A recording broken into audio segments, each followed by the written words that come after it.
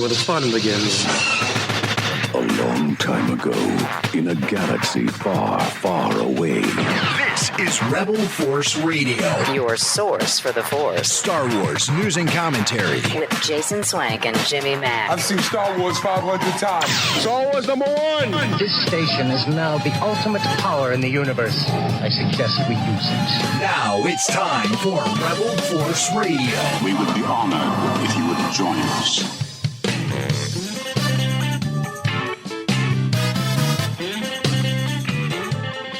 Welcome back to Rebel Force Radio. Your source for the Force. And oh, so much more. Got a great show coming ahead for all of you, including an interview in the Cantina with Sierra Dall, the longtime partner of legendary Star Wars concept model maker, designer Colin Cantwell. And you do not want to miss that. If you think you know everything there is to know about those early days between George and Colin Cantwell, 1974, 1975, as George was really just beginning to put together a team that might be able to give life to the Star Wars. You got to check this interview out. It's fantastic. So grateful to have all of you joining us. Thank you so much for hanging out with us this week to talk Star Wars. Boy, we are getting close to the home stretch here. Andor Season 2 is almost upon us, just a few more weeks. And wow, did Star Wars, the official YouTube channel, really lay something cool on us. This Andor Season 1 with Tony Gilroy, this live stream that I didn't know was going on. I caught it in a replay. I didn't know that this was something that was happening live. And we've got, don't worry if you missed it, it's okay. We've got highlights coming up on the program. But it was very cool. Tony Gilroy, along with several of the stars of the series, and answering viewer questions and questions from influencers and all that. Rebel Force Radio wasn't one of them, but that's okay. That's all right. We don't need that. We've got our after shows. We've got the weekly podcast here. We got plenty of time to talk Andor. And if we've got time, we're going to get into Star Wars and pop culture. We've been carrying around a bit of a backlog of those, but they're evergreen, right? It doesn't matter when. Whenever we decide to open up Star Wars and pop culture, it doesn't matter how long they've been sitting around because they're timeless. They're timeless. And speaking of timeless, if you're new to the program and introductions are in order, my name is Jason, and with me, as always, the timeless one, my good friend and yours from Chicago, Jimmy Mack. Hey, Jason. Hey, Star Wars fans. Happy to be back here on RFR. Really looking forward to talking to Sierra Dall a little later in the show from ColinCantwell.com. She is the steward of the legacy of Colin Cantwell. She was his intimate partner in life and someone who knows the inside scoop on the man who, I have it right here, the famous Luke Skywalker Skyhopper model that Luke was playing with at the beginning of Star Wars A New Hope. This was created by Colin Cantwell. This is actually concept art for Star Wars that ended up in the film and became a prop.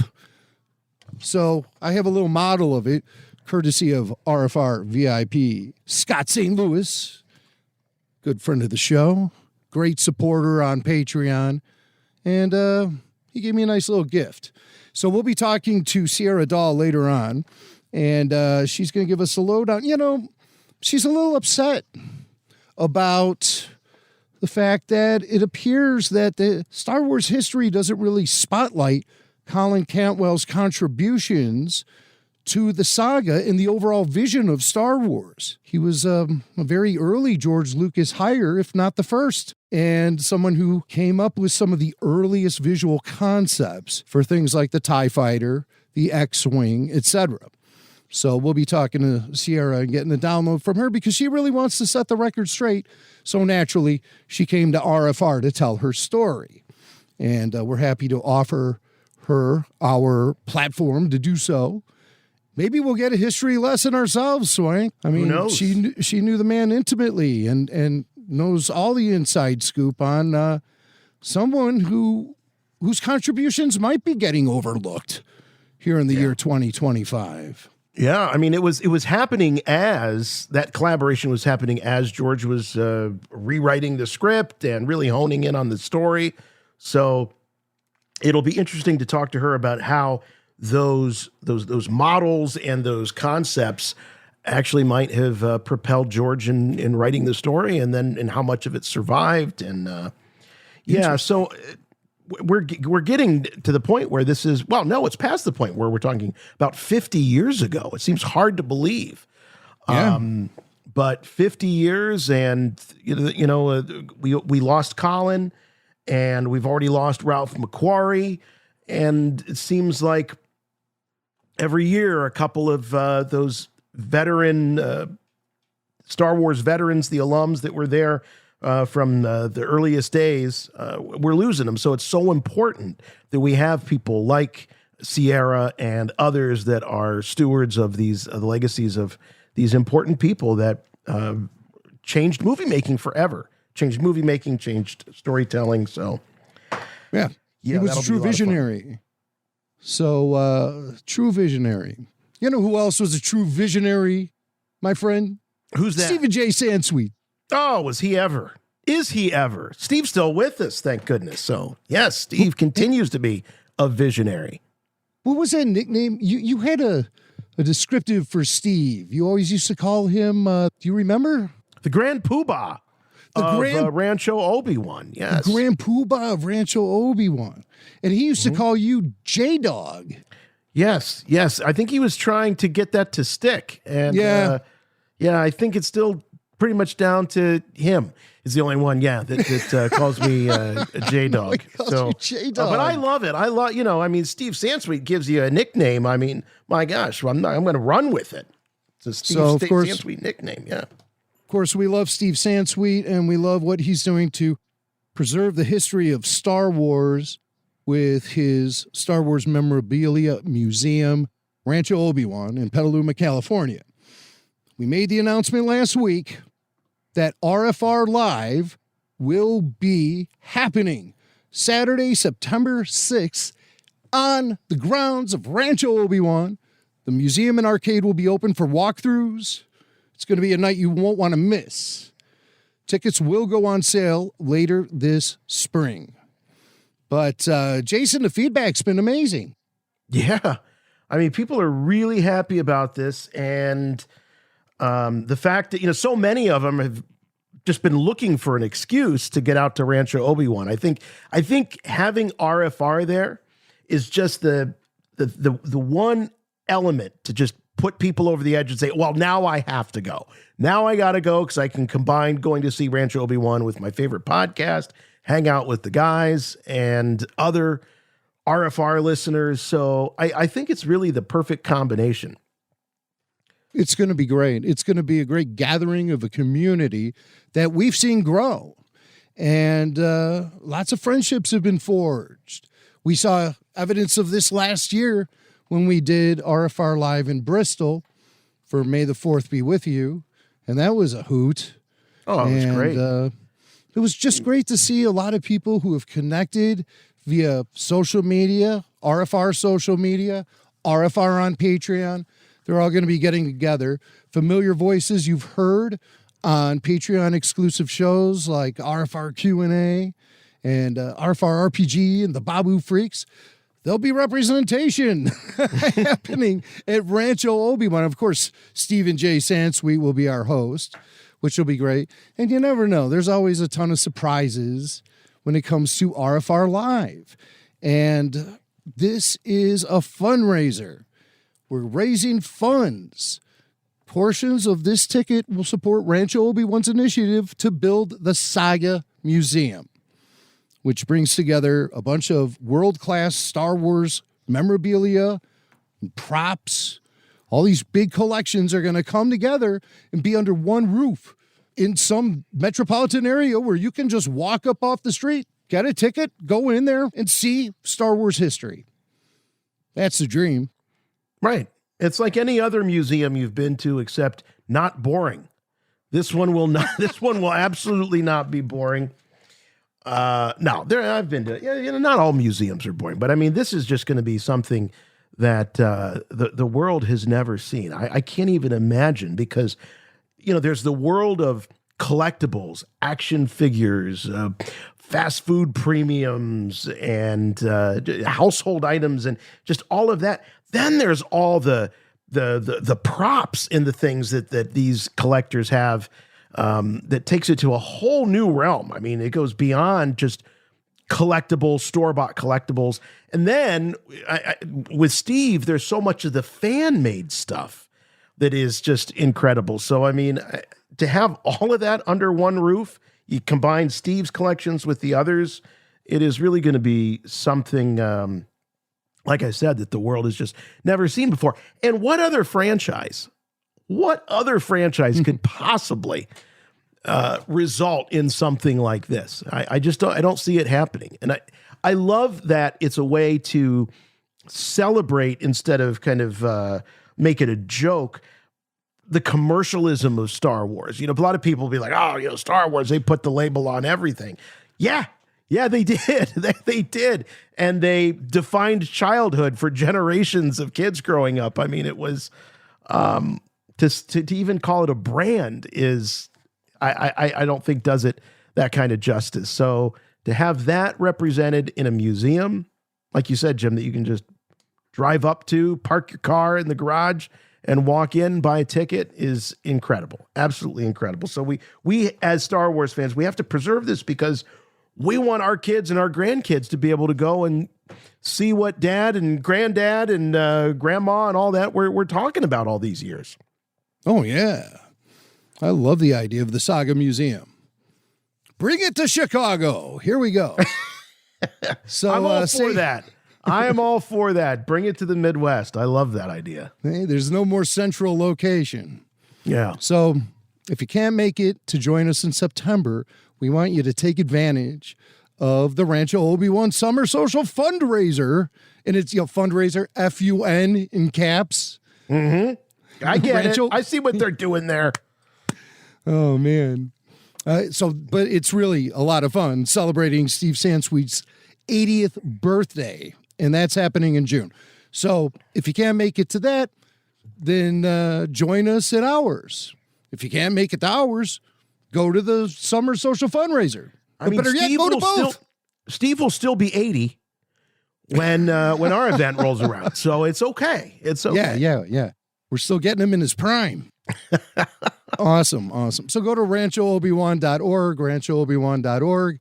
That's the place you'll want to go to get those tickets. And then that's where tickets for the RFR event will also go on sale later this year. So we're shooting for May, I guess. Yeah. So if the Summer Social Fundraiser sells out, we could start putting up tickets for sale now. So yeah, well, I'm serious. Well, I mean, that's just it. I mean, I know everybody that has an event like this will say, oh, tickets are limited and they're going to go fast. Tickets are limited.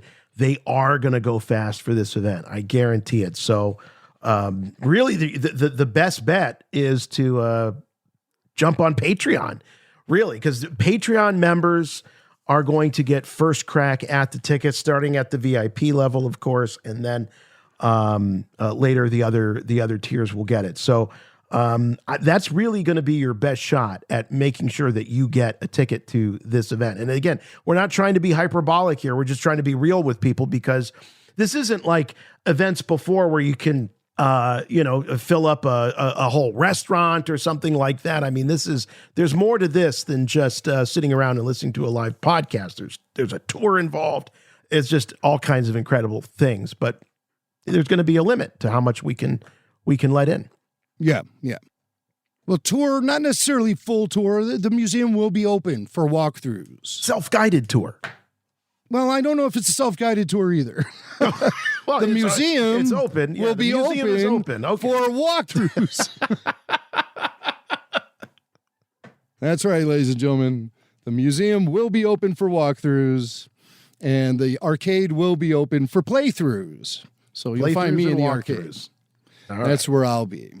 But so this is a once in a lifetime opportunity and something that's been in the works for years and years.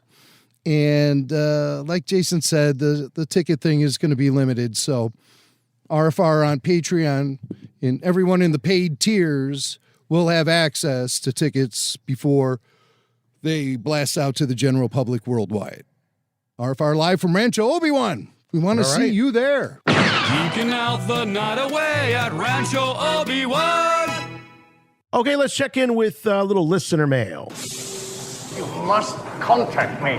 Play back the entire message. What message? Message after the message. The Emperor commands you to make contact with him. It's a trick. Send no reply.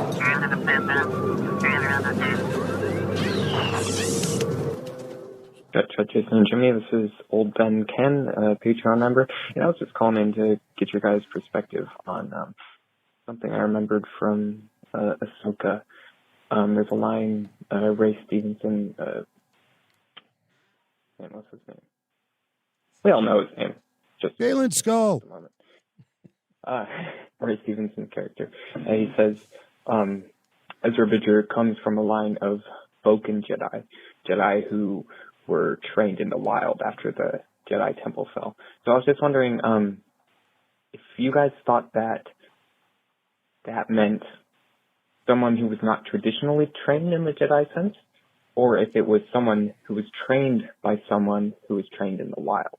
For example, like, would Rey be a Boken Jedi because she was trained by Luke?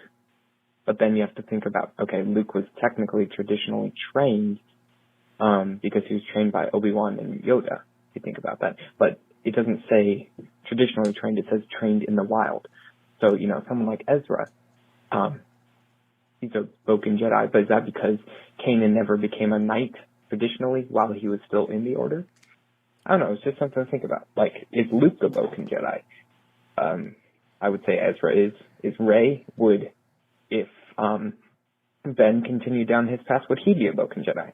So, just wanted to say that. And also, I felt like the replacement for Ray Stevenson should have been someone like Russell Crowe or something. But wow. Game of Thrones guy will do. But, wow. RFR number 1, may the force of others be with you, and high ground! All right. Well, high ground to you, my friend, and I'll follow that up with a Cerveza Crystal! Flashback to 2024. Maybe that was 2023. Boken Jedi, a Jedi that is trained in the wild.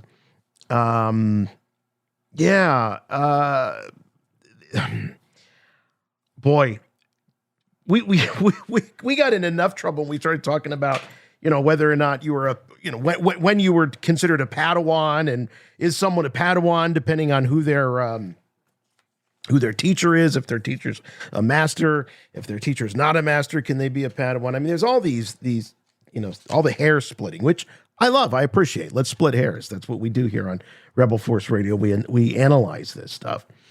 But as far as the status of Luke Skywalker and Rey and Ezra, are they Boken Jedi?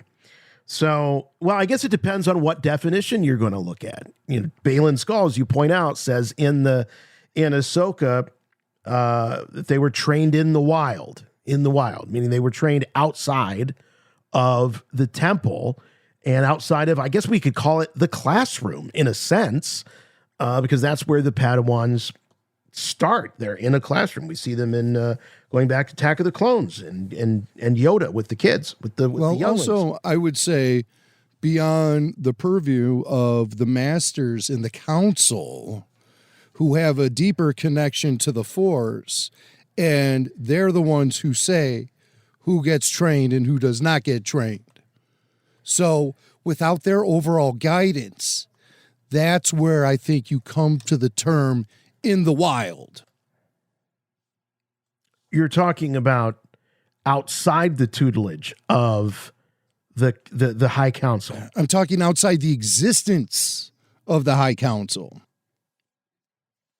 So once they're gone, okay, I see. So you could use, all right, so in the wild is a metaphor that refers to the period of time after the fall of the Jedi Council. Yeah. And the Jedi Order. Yeah, Okay. I think it's a newer term used by post Order 66 Jedi survivors, which apparently there are many. Well, Baylan Skoll is referring to Ahsoka when he says that to Shin about he's describing Ahsoka as being a Boken Jedi. Yeah. Well, no. How could she be? Well, he says that she's not really a Jedi. Well, she's partially trained. So if it applies to Ahsoka, it applies to Rey. Because Rey was trained by not only Luke, she was also trained by Leia for like a solid year. And Leia was trained by Luke. So if it's outside the existence of the Council in the Jedi Order, then yes, they all of them are Boken Jedi. If it's about who was the Master, if you're looking at the pedigree of the Master, then and you have to assume then that Obi-Wan, who is a Master, Yoda obviously. They both trained Luke. Yoda even said that Luke's training was complete except for the fact that he needed to face Vader. That was the one thing standing in the way of him actually being a Jedi. I look back at that and I think that was a little manipulation because what other Jedi was held back by the fact that they didn't go off and attempt to kill their father, kill a Sith Lord. Yes. Of course, I'm getting ahead of everyone. Yeah, here. Kill a I'm Sith having Lord, Force visions of the future. And always in motion. He says, then I am a Jedi. No. Oh, yeah, right. You must. My dying wish is for you to step in front of the blade of the Sith Lord, who is your father. That's my dying wish. Yoda out. Fade to black. What we're talking about is Jedi that honed their skills outside of formal training. So outside of the purview of the Jedi, the High Council, the High Jedi Council, which would have been in the prequel era, that's your Mace Windu and that's your Yoda and that's your Ki-Adi-Mundi and those guys. Right. They called the shots based on what the Force was telling them to do. But I feel as a collective. Yeah, I feel like if you're getting trained by Yoda and then later Ben Kenobi, doesn't matter whether it's in a swamp or it's in a temple on Coruscant, you're getting the same education. Now, obviously, Luke did it in what? 2 years? I mean, he didn't. How long did he spend with Yoda? I think it's about isn't it speculated to be about a month, maybe, or a couple of weeks? Not anything longer than that. And then there's the period of time between Empire and Jedi, where Luke goes to Ben's hut and presumably learns how to build a lightsaber, rebuild a lightsaber. I'm sure that there are textbooks and things like that. So he's doing some self-training, but he's still very much connected to the Jedi Council. But so would Ezra have been, or not Ezra, excuse me, Kanan. Well, okay.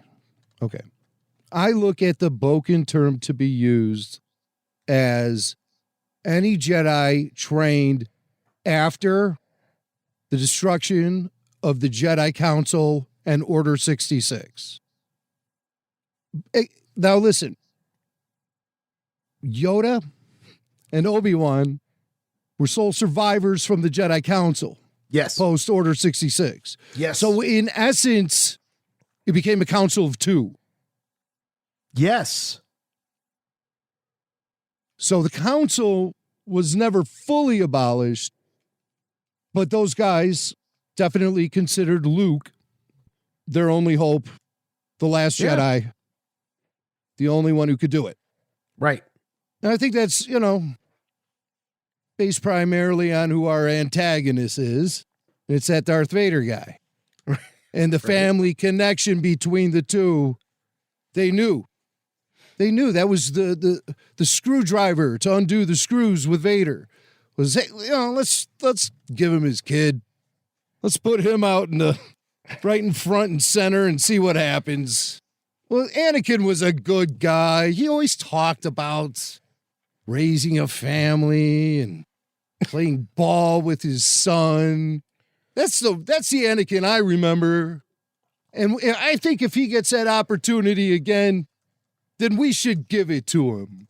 Let's manipulate Luke Skywalker, get him to join the rebellion, and we'll put him front and center in front of his daddy, Annie. I don't know, Yoda. I want to go back to this conversation that Luke has with Yoda on Dagobah in Return of the Jedi. He says, then I am a Jedi. Yoda says, no. Not yet. One thing remains. Vader. You must confront Vader. Then, only then, a Jedi will you be. And confront him you will. Right. So he doesn't say, Luke knows what Yoda's saying. Yoda says confront. Luke knows that what he means is kill. Because later he's talking to Ben when Ben's sitting on the log and he says, I can't do it, Ben. I can't kill my own father.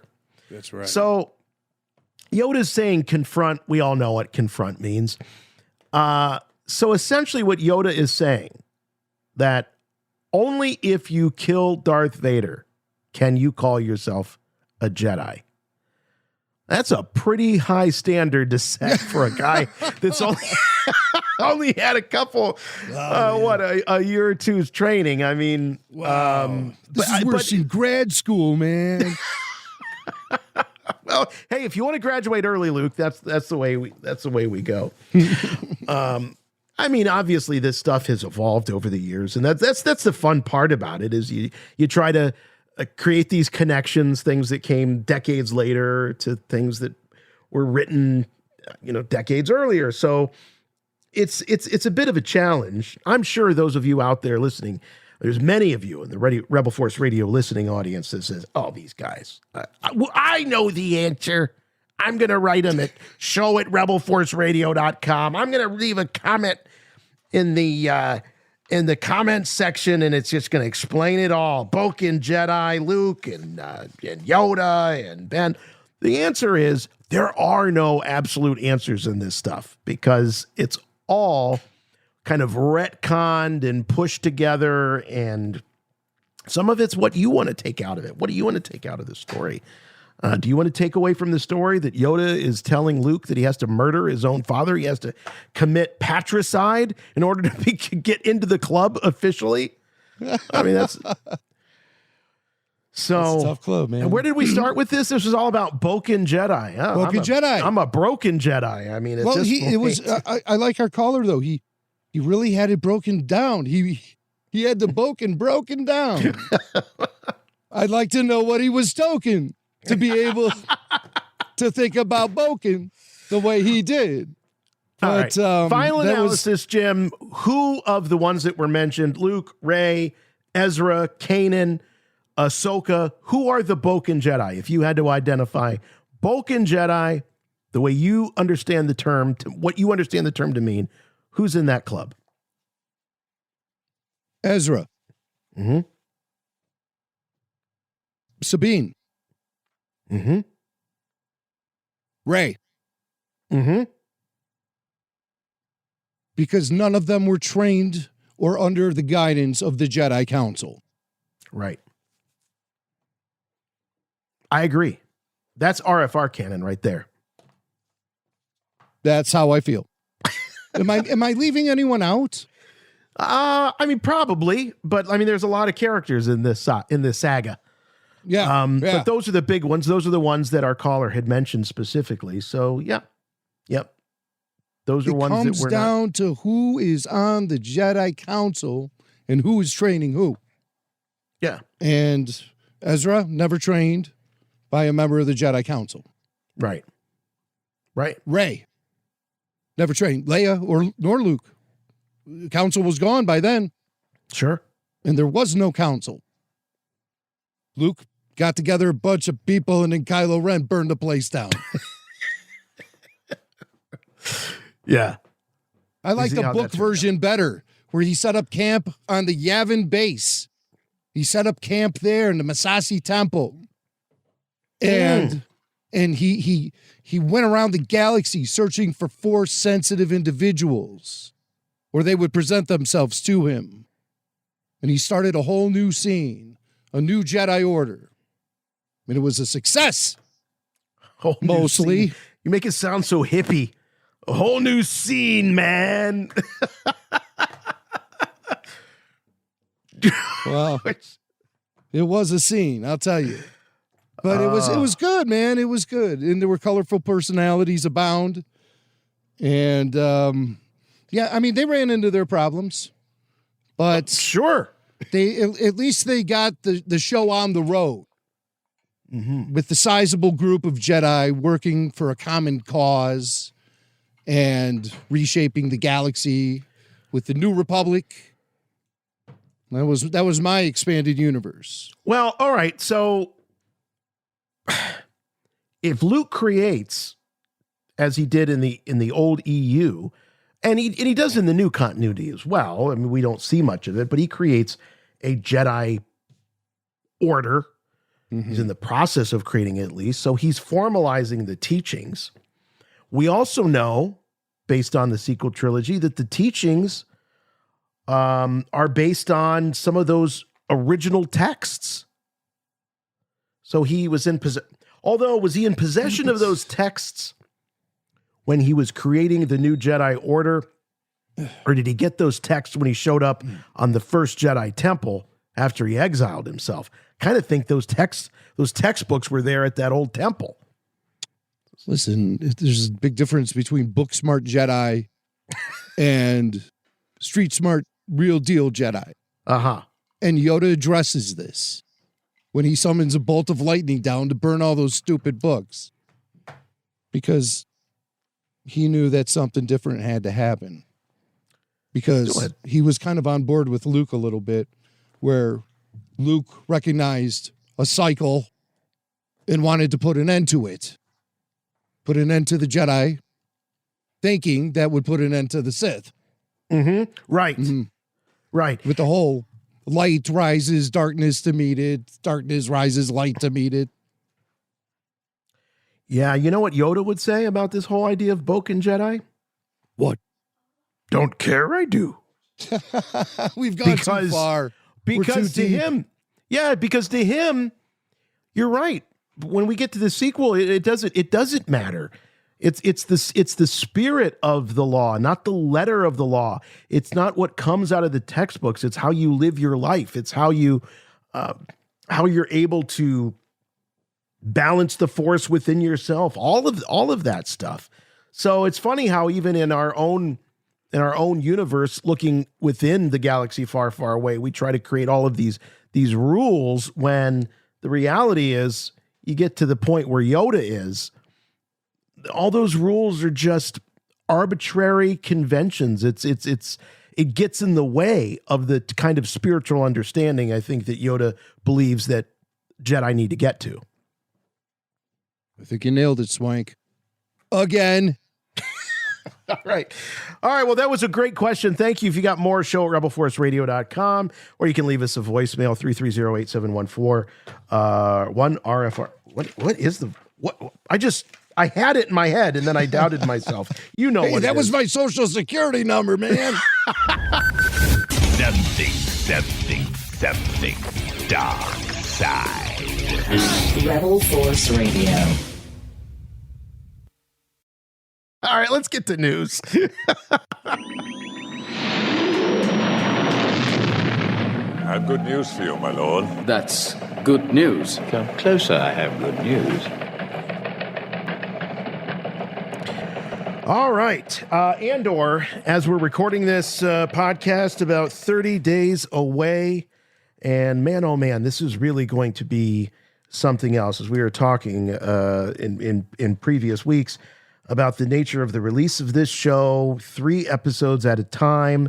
We're talking about 90 plus minutes of story, probably more than that, probably closer to 2 hours, I would think. Each week over a 4-week period. It's going to be absolutely incredible. So if you've joined us on our adventures on these after shows, boy, you haven't heard anything yet. I mean, we used to be able to riff for an hour and a half on a 22-minute Clone Wars episode. Just imagine what we're going to do with 100, 110, 120 minutes of story every week. It's going to be like the old Jerry Lewis muscular dystrophy telethons. We're going to go all night. We'll be looking at the tally board, and who knows? Maybe Ed McMahon will show up. I mean, it's going to be something else. Well, but there's going to be a couple of long nights, my friend. Yeah, they really are. Long nights. They really are. Back to back. Yes. So in anticipation for this, there's a lot of really interesting things going on at Lucasfilm and how they're really trying to hype up excitement around Andor Season 2. Jim, I don't know if you know this, but Hulu now has all of Season 1 of Andor available for free. The first 3 episodes of Andor are also available for free on YouTube, on the official it's on the Disney Plus channel over on YouTube. Yes. This is pretty unprecedented. That they really, you can tell, they really want people to kind of go back and see what all the excitement was about. I think they feel so good about the quality of this show, and they should, that they feel like, hey, we got to give it away, at least give the first few episodes away, because Season 2 is going to be huge. It's going to impact the Star Wars, I think, galaxy in a major way, and we want everybody along for the ride. So why not give it to them for free? And that actually helped me out in my own family. My brother was like, "Oh, I don't have Disney Plus, and I heard this Andor show is really good." And I was able to tell him, "Hey, you got Hulu. Go on there. Season 1 available for free." So in addition to all of that, there was this live stream over on the official Star Wars YouTube channel with Tony Gilroy. And it was billed, this is what's interesting, the title of the stream was Andor Season 1 with Tony Gilroy. And, it wasn't like The Road to Andor Season 2 or, excitement for Andor Season 2 builds or any of that kind of stuff. It was Season 1. And so I felt like, as I started to watch it, that this is going to be a retrospective of what we already saw, and get Tony talking about almost like a commentary track to some degree, or one of those, something you'd see on like DVD, Blu-ray extras, looking back. But it sort of veered beyond that. There was a lot of questions about Season 2, and of course, no one could really say anything about Season 2. But there were some gems. There were some good moments where Tony talked about various scenes that he really loved. Some of the actors that were on the program, like Genevieve O'Reilly and Adria Arjona and Duncan Powell. And so there was definitely Melshi. Oh, the cult of Melshi. Yeah, the cult of Melshi. So there was definitely talk about Season 1, but I thought that for the most part, this hour plus stream was just kind of dancing around the fact that nobody could really talk about Season 2. So I really felt for all of the participants. It was great to see them, but I felt like they were kind of cuffed and restrained in what they could say. Of course. But Tony Gilroy, though, always shoots from the hip. Yes, he does. So we have some choice cuts from him. But we're not just going to throw that at you. We're going to soften your palate a little bit before we get to the real heavy-hitting stuff from Tony. Oh, by the way, did I tell you I am midway through my Andor rewatch right now? I was going to ask you about that. It's happening. You said April 1st. Well, no. No, did you say March 1st? I think I said March 1st. March 1st, sorry. So I'm running late. I can't remember what it was. Either I couldn't wait or I'm running late. You had some sort of arbitrary date where you weren't going to start before that date, your Andor Season 1 rewatch. Yeah, so you said you're halfway through? I'm halfway through. I just wrapped up The Eye of Aldani last night, and that whole crazy light show. And so now I'm heading to Narkina 5 and a little No Way Out action. Oh, yeah. Kino Loy and the gang. Yeah. So, and I get that little respite where Andor's kind of like on that vacation in that beach town. Oh, yeah. Oh, yeah. You know. That's the brilliance of the show. Yeah. It gives you time to catch your breath. It gives the characters a moment to reset. Big rap on the show. Oh, there's not enough aliens and stuff. If you look around at Ferrix, there's all kind of crazy stuff going on there, alien-wise. Droids, etc. Yeah. It's very Star Wars. And Eye of Aldani with those Imperials. It's very Star Wars. I like the tone. I like the storytelling. I love the action. And I love Bix. Man, do I love Bix. So she talks about working with Diego Luna, and what she has to say here will sort of give you a little insight into what it was like for these guys to work through that writer's strike that removed Tony Gilroy from the set, and how Diego Luna turned out to be the man. Diego is one of the most generous actors that I've ever worked with. I think, you think a scene is going to go a certain way, it's written a certain way, and Diego just escalates it in such a beautiful way. I remember it was in season 2, and there was this really beautiful moment between these two sort of characters, and it was during the writer's strike. And as you can tell, I depend a lot on Mr. Tony Gilroy, and he just sort of stepped up and was the leader that we all needed during that show, while our main leader, we couldn't be in contact with Tony. And watching him just do that was probably one of my favorite moments. I love working with him. Boy, something that is real obvious after watching Adria is she really, really respects the heck out of Tony Gilroy. And you can tell that, you can tell all the actors do, but for a young actress, you can tell that Tony made a heck of an impression on her. He's a big champion of hers as well. He had a lot of great things to say about her. But I kept thinking that it seemed like Tony's like that teacher or that coach that you have to work really, really hard to get a compliment from. But boy, when you do, it means the world to you. He doesn't seem like a pushover, but she calls him Mr. Tony Gilroy. Many, many times throughout this interview, she called him Mr. Tony Gilroy. So profound respect. And yeah, he was gone. The writer's strike, Jim, we were covering it when he had to be removed from the set because that violated, even though he was the showrunner, he was also one of the writers. Don't make it sound like security came out and dragged him away. No. But he had to be removed. There was public pressure that was mounting against him.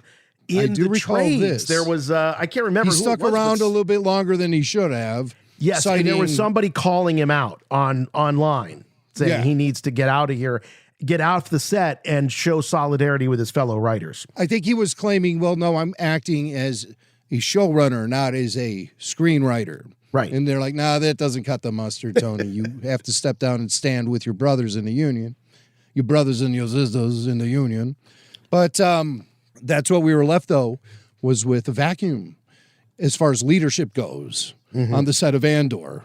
And I think it says a lot about Diego Luna being able to step in and really gain the respect of his fellow castmates immediately as sort of a guiding force, as someone who really understands these characters, what makes these characters tick, what makes the moment happen, where is the energy here. These are the things Tony Gilroy brings to the set.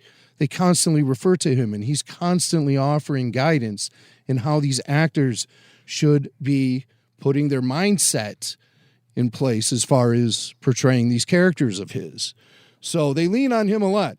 Obviously, Diego Luna has soaked up so much of that now he could step in with confidence and effectively be the guiding light on the set as far as how these actors are going to be performing and the story they're trying to tell. So I think that's awesome. And great. Diego Luna is like the coolest dude. I mean, his presence on camera. Now, I prefer bearded, kind of mullety Diego Luna Andor. That's my favorite. You prefer your Andor to be a little mullety. Yeah. With some stubble or a beard. Yeah. Okay. Yeah. All right. I like him going, into seedy bars and getting in fights with cops, and that's my Andor. A little disheveled.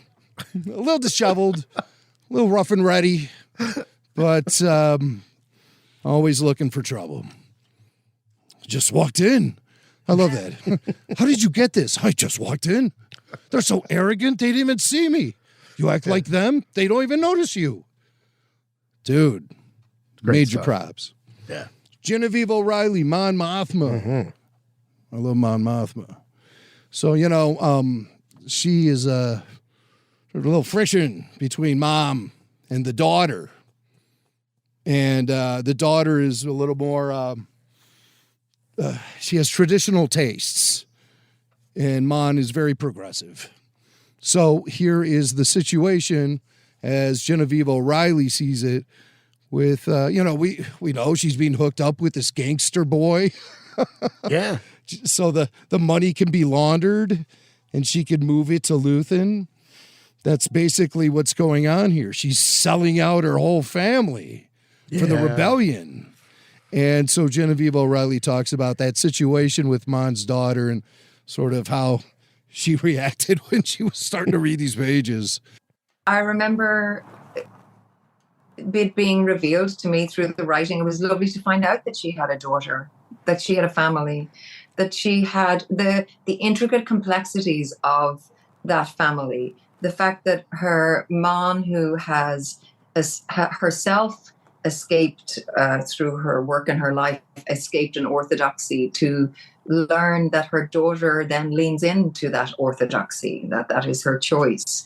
Those intergenerational complications or complexities. The relationship with Perrin, the fact that, you have a husband who's allied to the Empire, with Mon working within Empire, funding resistance. That was all it was so revelatory, and it was such a joy to play and to wrestle with and to feel. And like we said before, she's quite constructed because she can't give too much away. But the idea that we went into her home, that we could see a home life, was it really opened her up, and it's such a good platform to work into season 2 and where we go, understanding the woman and all that she has to hold at home. Yeah, it definitely takes Mon out of just this being an avatar for the rebellion and clearly gets way deep under the hood. We really understand all the stakes and all that she's willing, it seems, to sacrifice for this. And all along there's Luthen pushing her further. And this idea of betrothing your daughter to a gangster's son. So what does he get? He gets legitimized. So it kind of washes away the stank that is on the son because of the sins of the father, the gangster. And on the other hand, then Mon it has the gangsters network to launder the money that ends up with Luthen. And at the end of the day, we're talking about kids. I mean, like 14, 15, 16 years old. Yeah, and there's one moment where Gilroy is talking and saying that he had to get he didn't think they were going to be able to pull this off, that Disney might have a problem with this. And he was like, hey, they told us go for it, and we went for it. Yeah. That's even Genevieve O'Reilly seemed a little surprised at what she was reading there. And I think Tony reveals that there is indeed a wedding that we'll see in season 2. And I believe those are the images we see of those people in colorful, flowing garbs, spinning around and dancing, and Mon just standing in the middle of it all like, oh boy, what if this is a can of worms, man. Yeah. Here we go. But she's about ready to go on the run herself. And I mean, basically, she's just sold out everything, her family. None of that matters. It's all about the rebellion now. And that will be her new family, her new lifestyle. I think this could be an interesting story to follow up post-war, beyond Return of the Jedi. What's the fallout of Mon and her family? Maybe there'll be some epilogue during the season finale that sort of lets us know, did Mon ever reunite with her family? Or we'll find out in season 2 how fractured that family can be, I believe. Yeah, I think it's going to be very fractured. I think her story will be someone who gave up everything. Yeah, for sure. So, yeah, tragic. And she's a wonderful actor who plays Mon with just the right, just this gentle touch. Oh, yeah. Yet someone who is like firmly believing and confident in her convictions and ready to take down an empire. So very cool. Mon Mothma. Whoever thought she'd be the big rock star of future Star Wars back in 1983? She just popped up out of nowhere, never seen her before. Who's this? You could hear everyone in the theater saying, then Admiral Akbar rolled in and everyone forgot about her. You think General Maydean is kind of ticked off? Like, that could have been me. She has my career. I was in that briefing too. But no one's bringing. I'm sorry, not. General Maydean. Yeah, I don't see General Maydean making any massive sacrifices like Mon Mothma is in this Andor series. Well, that's because no one wrote him. No one wrote him into these stories. Well, there's your Lucasfilm pitch, Swank. General Maydean, a Star Wars story.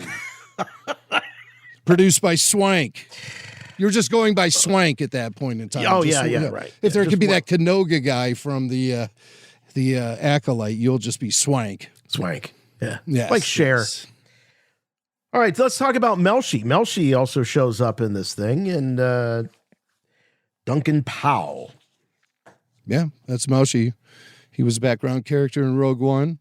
He was someone who escaped Narcana 5 with Cassian. He and Cassian ended up together on the escape. They met those weird alien creatures who shot them with a web, and then they offered them transport, I believe. I haven't gotten that far in my rewatch. So it's just from my memory. I can't really recall what happened, but it was weird. And then he and Melshi separated after they went back to that Miami Beach planet. Yes. Where Cassian got busted. They returned to the scene of the crime, and then they split. Right. But Melshi's back. Obviously, we knew he'd be coming back because he's in Rogue One. For me, I think season 2 was, for me personally, was a joining up of a journey that I started in 2016 and finished in 2023, and it's I can't wait to see it. And I'm sure if you're a fan, if you've seen season 1, if you're watching for the first time, for me, you'll be blown away by the journey that they take. And that's Melshi. He's looking forward to season 2. So one guy, though, I can't wait to hear from, and I hope we hear from Tony Gilroy as he does various media to promote Andor season 2. I hope we get a lot of great sound bites and interview highlights from him over the course of the next month or so. He never fails to entertain. Now, you can tell that he's a student of film, and there was one moment where he starts talking about the blocking of a scene. And he's like, hey, for you future directors out there, I love that. I thought it was I think he gets too technical. Oh, you don't like that. You think he's too It's like what can you tell us about this scene? And so it's like a really pivotal moment in the series story-wise. And Tony goes, yeah, I remember it was really cold that day on the set. Really cold. It was really freezing that day. And Bobby on the cameras Boy, look at this. It's a beautiful shot he pulled off here. And look at and the acting between these two. It's just like this is a writer's wet dream, really, to have acting, to see your words come to life like this. I mean, really, this is really f***ing amazing. And then the girl is sitting there. She looks like, a deer in headlights. She's like, okay, well, we're going to now. Here's a question from a Star Wars influencer. God. Yeah, a Star Wars influencer. It was like a sports podcast. One of them. Yeah, right. So, Tony, he's up to bat here. And this is something what I meant when I was talking about this earlier, about Gilroy, how he keeps it real when he talks about his experience with things. And so by doing so, he often pulls back the curtain. And we're kind of, if you guys haven't noticed, we're kind of behind the scenes nerds here at Rebel Force Radio. We love the juicy backstage information about all things Star Wars. It's been that way ever since I first saw The Making of Star Wars on ABC back in 1977. It blew me away. Narrated by William Conrad. I knew you were going to say William Conrad. Well, because that voice is etched in my memory. It's etched in my memory, Swank. Be the third caller, and you too can get a Who is William Conrad t-shirt. Don't go there. Don't you go there. I'm not messing around. He was canon. Okay. All right. So Tony Gilroy. Yeah, not that canon. This is a different game. It was a 70s cop show. He could have been. He could have. Meanwhile, in Tatooine, sand is filling George Lucas's camera, and he's pulling his hair out of his skull. Literally. The droids are failing to work. Back at ILM. Special effects legend genius John Dykstra blows stuff up.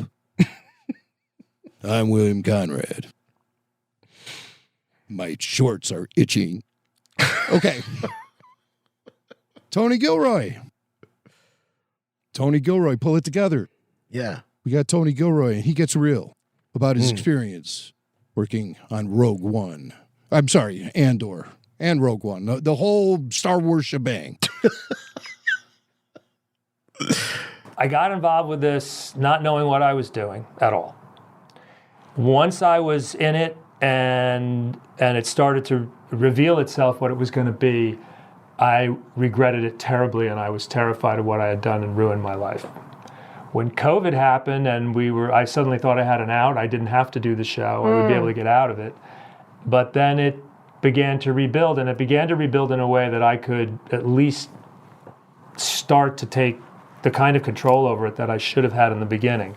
And we managed to make a system through the whole COVID, the beginnings of COVID and starting to shoot again, where I found what the right job for me on the show was, which was I didn't have time to direct. And to be able to do everything else that I wanted to do. And over time, my anxiety about what we were doing was just completely eroded by the thrill of getting to make all this stuff with all these cool people and have, Disney and Lucasfilm back our play and give us the resources that we needed to do it, and back our, all of our crazy ideas and all the things that we were going to do. And I mean, I grew to love it as it went on. It wasn't a love at first sight. That's for sure. Yeah. It was really, but I hope you feel from the answers that we've all given that we really, we can learn and you can build, and when you feel like you're going for something that might be worth it, maybe it's about something, maybe it's really worth it. What a great way to spend your time on the planet. Boy, has there ever been a more reluctant Star Wars creative than Tony Gilroy? I mean, the guy is working on the show, and he's like, "Oh, I just thought I just made the worst decision of my life." Terrible. But Jim, I couldn't help when I heard him say this, that this could have been the period of time when he thought that he was making how many seasons were they committed to? 5. How many? Yeah, 5 seasons they were committing to. So I think that he could be referring to that when he thought he made a really, really bad mistake. And then after COVID, he said things changed and he started being able to get it back to where he felt he could actually live with his decision again. And that might have been the period of time when they realized they're going to do this in 2 seasons and out. Exactly. The concept of Andor eating up an additional decade of their lives on top of what they've already devoted to Star Wars. For a guy like Tony Gilroy, who was never into Star Wars to begin with, he was brought in for emergency surgery on Rogue One, and he rose to the challenge. And he seems like a guy who could really manage the studio heads very well, and all of the other woodpeckers pecking away at him and just plow forward. Boy, does he have an air of just total competence, doesn't he? I mean, he's just like, I want him. He's like the kind of guy you want flying the airplane that you're on. Like, I mean, he just exudes competence and confidence. And whether he's a dyed-in-the-wool Star Wars fan or not, we know he's not. Boy, does that competence and that confidence show with this product. Gilroy 2028. Okay. Could you imagine? Yeah. Okay. All right. Actually, I could. Yeah. Hey, why not? So he does discuss the importance of wrapping up Andor as a series, wrapping it up as strong as it's consistently been from the get-go. Like I said, I've been going through this from episode 1. And it flows so well. The story is just so strong. And for some reason, when I play it now in 2025, when did this come out? 3 years ago, 2022? Yeah. When I watch it now, after all I've been through as a Star Wars fan, this thing's amazing. I mean, it's just... It really I forgot Star Wars could be this good, is what I'm trying to say. No knock on Skeleton Crew. Maybe on some of the other shows. Speaking of the other shows, Tony Gilroy kind of throws out a little commentary about those other shows in this clip. We also feel like, oh my God, we better not get confident. We better not be smoking our own shit here. We better really, holy crap, we put the bar down here and we're going to get crushed if we don't deliver. We're going to really, and we've seen, you see all the other shows, you see other shows where people had trouble sticking the landing and you're like, oh my God, we have to so there's a new pressure. A lot of pressure. There's a new pressure, but then there's also, you do have the pride of what you did before, and you have a system that works. So we carried that forward, yeah. Boy, did I just hear what I thought I heard? Yes, you did. He tried to tap quick. dance. He tried to tap dance after he said it to a certain degree. He starts out with all the other show. We've seen a lot of the other shows. I mean, other shows. He wasn't being specific about Star Wars shows. We know he was. Okay. I think the commentary speaks for itself. The other Star Wars shows are lacking a little bit in its narrative, especially their ability to stick to a landing. I could say that for some of the films as well. So that's what's going on with Tony Gilroy. He definitely knows what he's doing. And so maybe he's trying to passively, aggressively pass along a lesson to future Star Wars screenwriters, because he ain't going to be one. He's stepping away once the release of this series and the promotional stuff he has to do for it is over. He's going to walk we've away. never needed Tony Gilroy more. Needed him more, but yeah, I get it. This was never say never. Those pockets are deep over at Disney. Never say never. They might make him an offer he can't refuse. One guy who I love and who has kind of that, make him an offer he can't refuse, Godfather sort of aura around him, is Luthen Rael, the real godfather of the rebellion. And Tony discusses Luthen a little bit in this blurb. This is our final cut from this Star Wars special featuring Tony Gilroy. That you can watch on YouTube if you want to watch the whole thing. I was kind of entertained by it also. Give it a spin. Here's Tony talking about Luthen. I needed an organizer. I needed a recruiter. I needed somebody who was at the center of something. I needed a new mysterious character. What would he be like? Well, what's a cool job for that? Oh my God, what if you had a gal? What's the kind of job that gives you access to all kinds of things and also plugs you in and puts you in Coruscant? God, what if he has a gallery? What if he has an antique gallery? And then once, that just leads to all kinds of other things. Well, he needs a sidekick, doesn't he? Yeah. And how's he going to do this? And how long has he been doing it? And there's a lot of things about Luthen that I did not know until we started writing season 2. So those things we'll learn a lot about Luthen, who he was before, but we'll also, in season 2, you're going to see a guy who built a startup company in his garage. And, in Aldhani, he goes public, and it's going to be the stress of how do you take your little revolution and all the work you've done for 15 years, how do you go public with that, and how do you go large? Okay. And that's really the stress. Wow. I'm in. I'm in.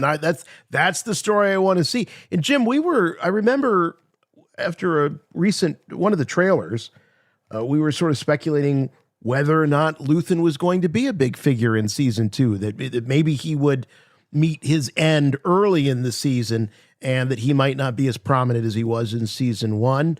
I don't think we know yet for sure, obviously, but that kind of gives me some hope that Luthen is going to be a steady figure throughout the season. Well, I hope so, because Stellan Skarsgård is outstanding in the role. Oh, yeah. I want more Luthen. And from what I understand, from what I'm hearing, is that we're going to learn Luthen's backstory. We're going to learn what really fuels him. And we're going to learn how he ended up in the position he's in with the wealth and the gallery, and now guiding a rebellion from the ground floor up. And we'll also see the pressure that gets placed on his shoulders. Luthen's not a superhero, so I think that pressure might be mounting. But he does have a secret identity. He does have that. And he knows how to make himself invisible. Yeah. So we'll see what Luthen does. Maybe he'll go nuts. That would be fun. See Luthen go crazy. Luthen unhinged. Yeah. I mean, we see that effect on Saw Gerrera for sure. That's right. Yeah. How different? What is the difference between Saw and Luthen? What would it take to push Luthen over the edge to be the next Saw? Right. What a tag team. And that scene, have you gotten to that part in the rewatch?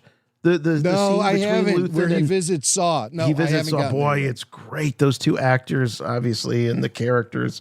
Boy, it's good stuff. I will tell you, this is the only, since Mandalorian, I will say that, since Mandalorian, this is the only show that my wife keeps asking me, when's season 2 coming? When's season 2 coming? When's season 2 coming? Because we did the big watch last summer. And she just loved it. Absolutely loved it. She can't wait. Because it is, and I'm going to say this to you Star Wars fans out there, that you might have a spouse or somebody in the house that they're not big Star Wars fans, but they love really compelling episodic television. Andor is that. You don't have to be a Star Wars expert to enjoy Andor. I don't think you do. What's your great name? TV. Cargo pilot. Bodhi Rook. So no, of course not, Jason. I mean, anyone can watch this, and anyone should watch this if they enjoy great acting performances, solid writing, story you could follow from point to point, and it makes sense. Yeah. The characters earn everything, and they lose what they deserve to lose. Nobody is infallible in this show. Like I said, Luthen's no superhero. I think we'll find him in very human moments in season 2 to give him a complete arc. So we really get to know what's behind the man who is a man with many faces and a man who doesn't seem to back down. So, damn, I can't wait. But I'm so excited for this rewatch. I can't wait till we're done here so I can go up. The way I've been doing is lying in bed late, at night as I'm winding down with that iPad on my belly, sitting there soaking up the Andor with the earbuds in. Yeah. Not bothering nobody. So it's fun. I might rewatch it a second time before season 2 launches. So I'm fully Andor prepared. Expert for sure. Yeah. Rebel Force Radio. What do you say? We want to talk about this David Tennant and Ben Schwartz bit before we go into our Cantina interview. Yeah, this is a little insight, into some sequel business with BB-8 in The Force Awakens. When J.J. Abrams and that crew were working out the voice of BB-8, the beeps and boops and things, they were considering all sort of different options. So they brought in actors to lay down vocal tracks, which were sometimes translated into beeps and boops through whatever wizardry is going on over there at Skywalker Sound and Matthew Wood and those guys. But two of those guys were Bill Hader. Yep. Yeah, Bill Hader was one of them. Yep. Mm-hmm. And Ben Schwartz, who is, what show is he in? He's been in all kind of things. You know him when you see him. He's one of those guys. Come on, what was he in? I don't know. I'm drawing a blank. All right, who cares? We're not here to talk about him and his I know career. Tennant from Doctor Who. He's the Doctor Who guy. All right, David Tennant has a podcast called David Tennant Does a Podcast With. Everybody has a podcast now. I know. I know, Swank. Believe me. It's something I've thought about. Great. Don't you miss the day when we would walk into that convention center and they'd be like, the podcast guys are here? Yeah. I sort of miss those days, but whatever. I try to look ahead. I don't. What's that? I'm like, remember the podcast guys? Yeah, we were such a novelty back then. Yeah, I know. What a dynamic duo. Where did they come? The podcast guys. Now you say podcast guys at convention center, every head turns. Right. Could mean the old lady with the oxygen tank coming in the back door. Yeah, yeah. So Ben Schwartz was a guest on the David Tennant podcast. And David, of course, is the voice of Hu Yang on Ahsoka and Clone Wars. Mm-hmm. Ben Schwartz talked about his Star Wars experience with another guy who had a Star Wars experience as well. Do you know what has been lovely residual-wise for the least amount of work done? Is it Teenage Mutant Ninja Turtles? It's Star Wars The Force Awakens. Oh. Because I helped do the voice of BB-8. Oh. So, I helped originate the voice. And so every now and then I'll get a check from Star Wars. You helped, so you're not the voice, but you are the part voice of the voice. So it's different sounds. So, at the beginning, it was me, me and JJ would write lines for BB-8. And then we would give them to Lucas Films or ILM, and then they would turn them into beeps and boops. Oh. So there's dialogue we would write for them, or I would improvise dialogue. And then that didn't work. So I used a synthesizer, and me and Robbie Stambler, who's a sound engineer, we would figure out different things. And then I got a movie and I had to go, and then he hired Bill Hader to keep going with what I was doing. And then in the end, I literally think that, but at the beginning, the way they got me was you're going to do these lines. So they had to hire me as an actor because I was doing lines as him and they were going to turn it into stuff. Yeah. And then Bill Hader took over, and then JJ literally found an app on his iPad, and that's what he used, I think. So it's not your voice at all? The editors used my actual lines to help editing. Okay. And there's, my inflection might be there, but it's absolutely just beeps. But you get residual checks for every now and then I get a residual check from that.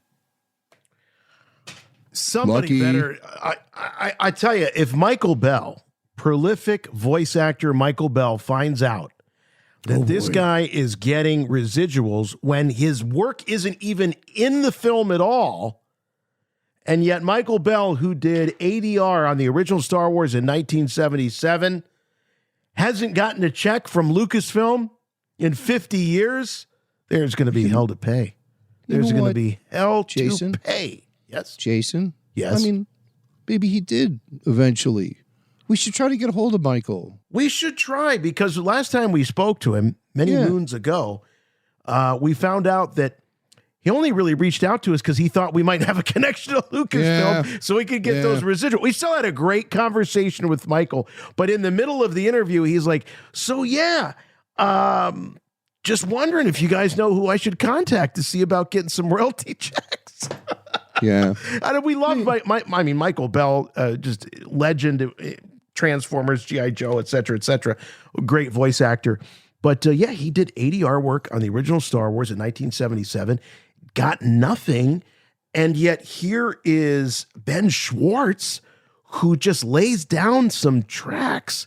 Not even heard in the film. Not even heard in the film. And he's still getting residuals.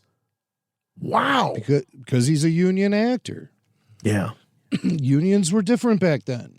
And they hired him, he says, Jim, in the clip, that he was hired as an actor as opposed to, I don't know what the alternative is, maybe voice actor, special effects. I don't know, but he was had a hired contract. as an actor. Yeah, contract, yeah. He had a contract. No wonder that budget got so big. And then JJ decides to make BB-8 just an app. The sounds from an app on his phone. Yeah, JJ found an app. There's an app for that. There's an app for everything. Sound design in a $500 million major motion picture. There's an app for that. But, wow. So, I'm going to do some research into the Michael Bell thing. Might even reach out to Michael himself. I have contact info for him from back in the day when we had him on the show. Yeah. He's the guy who did voiceover work in Star Wars A New Hope, and most notably that moment when Leia and the gang arrive at the Yavin base and they're met by the rebel officials, and the one guy goes, "You're safe. When we heard about Alderaan, we feared the worst." And she goes, "No time for sorrows. Leia's all business, man. She's not going to mess with him. Let's go. We got a Death Star to blow up, sucker." Go Leia. Yeah. Meanwhile, she has to console Luke, who's very, very sad after losing old Ben that he's known for about 3 days, and her entire planet was blown up. Everyone she's ever known her whole life, and she's consoling Luke on the Millennium Falcon. Yeah. Well, she's just got those instincts, natural leader. Yeah. Even in the bleakest of times. Leia 2028. Star Wars Cantina. Where are you going, Master? For a drink. Sorry about the mess. You will never find a more wretched hive of scum and villainy. We must be cautious.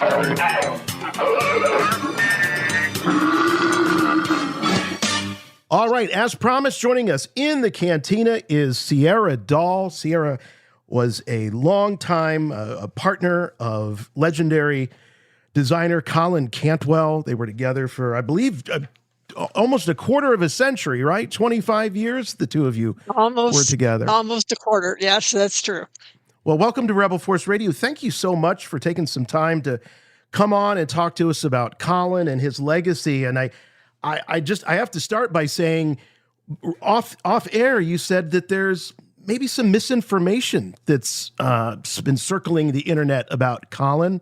And part of your reasoning to be here, in addition to just making sure we always remember him, is setting the record straight. Would that be a fair way to put it?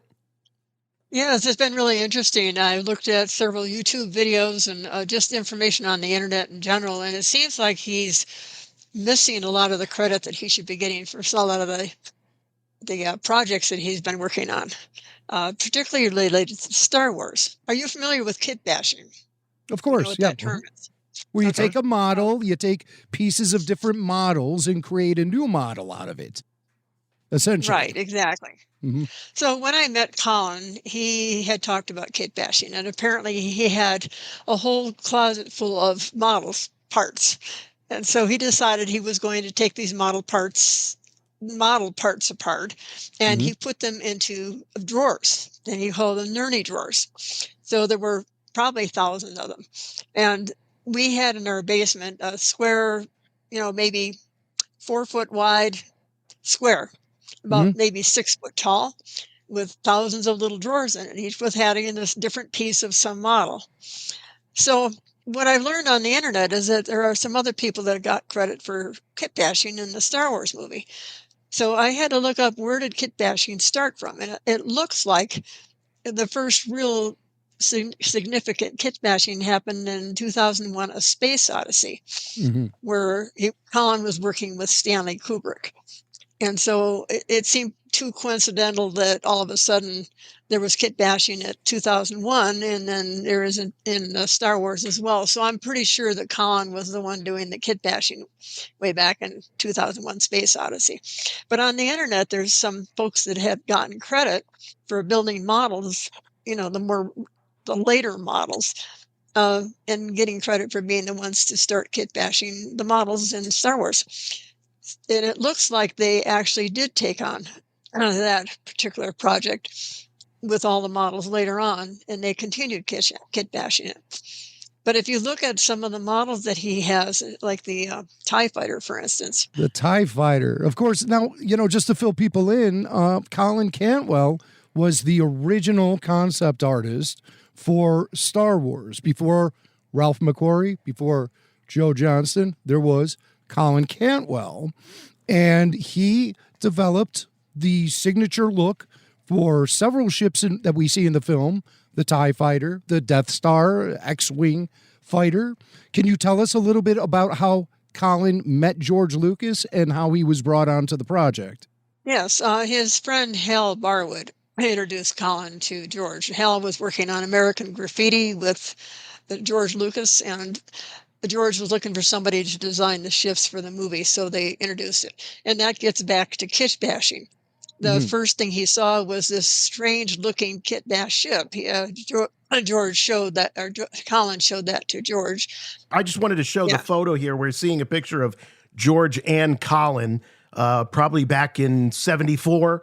I'm guessing 74, 75, and both of them with the same glasses and I think the same turtleneck. Yeah, believe it or not. So that's very possible. Yeah. I mean, can a photo just scream mid-70s like that photo does, with the two guys and their hair and their turtlenecks and the wood paneling on the wall? It just takes you right back to the 70s, that photo. And Colin actually still had those shirts after I met him.